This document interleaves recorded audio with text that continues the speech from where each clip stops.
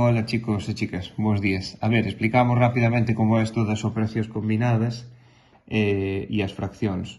Como punto de partida a teoría é sempre a mesma nas operacións combinadas. Sempre vamos a facer paréntesis no caso de que os haxa, multiplicacións e división no orden no que estean e sumas e resta no orden no que estean. No caso do primeiro exercicio, que creo que é o primeiro apartado do exercicio do libro que corregimos o outro día, temos unha suma e temos unha división. Entonces, como antes están as divisións que as sumas, vamos a facer a división. Entonces, de entrada, deixo todo igual e agora centrome en esta parte, que como vedes é a división. Entonces, non me podo olvidar de poñer o signo que hai antes e agora centrome na división. Se vos acordades, para dividir, multiplicábamos en cruz. Poño 3 por 2 e poño 8 por 7. Entonces, vou cumplindo sempre as igualdades. Volvo a repetir o mismo. 5 cuartos máis, e agora poño o resultado da operación, que 3 por 2 é 6 e 8 por 7 é 56. Vale. Neste momento, a operación combinada xa non existe. Simplemente nos queda unha suma. Como vedes, 5 cuartos é 6 partido por 56. Neste caso, na suma, se vos acordades, cando o denominador era diferente, temos que hallar o mínimo común múltiplo de 4 e de 56. Non me vou a parar ao proceso, porque xa o sabedes facer máis ou menos ben, e en todo caso, de cabeza xa sabemos que é 56. Entón, que fago? Poño os denominadores co mínimo que eu hallei,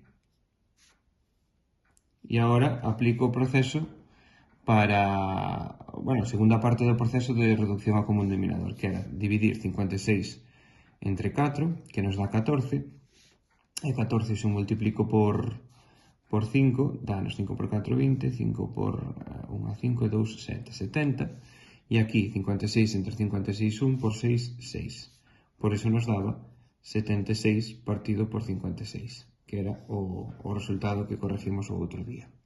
Isto simplificando, acordadevos que sempre temos que simplificar, se se pode, quédanos en 19/14. Vale. Esta primeira parte, este primeiro apartado está explicado. E agora vamos co segundo, que aparentemente parece un pouquinho máis complicado porque temos unha división, temos un paréntesis cunha resta dentro, unha suma e unha multiplicación. Non nos complicamos, volvemos aquí ao punto de partida. Primeiro facemos os paréntesis e todo o demais deixo, non teñades medo en ocupar o folio. Entón, fago 2, divido e agora voume centrar exclusivamente no paréntesis. Todo o demás copio igual, porque de momento non o vou a facer. Entón, centrome nesta parte, en 3 cuartos menos 5 octavos. Aquí, para poder facer este apartado, teño que facer como arriba, ao ser unha resta, unha suma con denominadores diferentes, o mínimo común múltiplo de 4 e de 8. É 8, vale? Tampouco me paro a explicar o proceso como arriba. Entón, denominador é 8, e vou á segunda parte. 8 entre 4, 2, por 3, 6, e 8 entre 8, 1, por 5, 5. Vale. Xa teño os denominadores comunes e agora é moi fácil facer eso. Pero, igualmente, vou a copiar outra vez.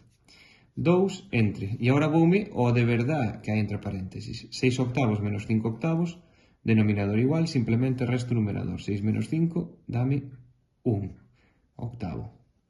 Mais 1 tercio por 7 medios. Cada vez vai se simplificando máis a operación combinada. Agora, neste caso, temos unha división, unha suma e unha multiplicación. Volvemos á nosa chuleta que deberíamos ter na cabeza, paréntesis xa non hai, e vamos aquí. Hai unha multiplicación e unha división. Da igual o orden no que estean. Vamos a que hai primeiro. Como hai unha división, pois voume centrar exclusivamente na división, que é esta parte. Sabemos que un número o podemos convertir en unha fracción partindo por 1 entre 1 octavo. E agora copio o restante. Por 7 medios. Como vedes, copio cantas veces faga falta.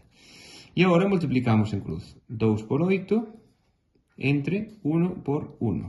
Más 1 tercio por 7 medios. Volvo a copiarlo. E volvo de baixo. 2 por 8, 16, partido por 1, que é o mismo que 16. Mais 1 tercio por 7 medios. Cada vez é máis simple. Agora temos unha suma e unha multiplicación. Como as sumas e as restas son os que van ao final de todo, voume centrar entonces primeiro na multiplicación. É dicir, nesta outra parte da operación combinada.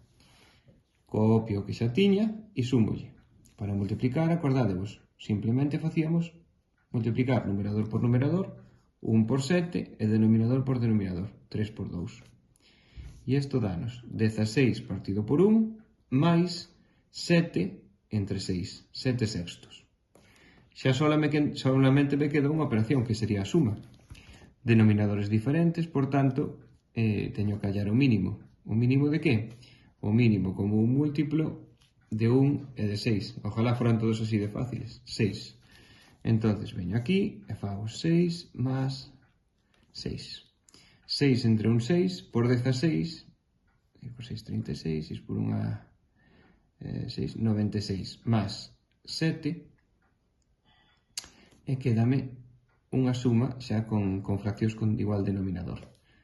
Deixamos o denominador e sumamos os numeradores.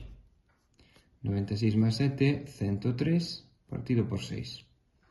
Neste caso, esta fracción é irreducible. Por tanto, aí se terminaría a explicación. Espero que vos axude.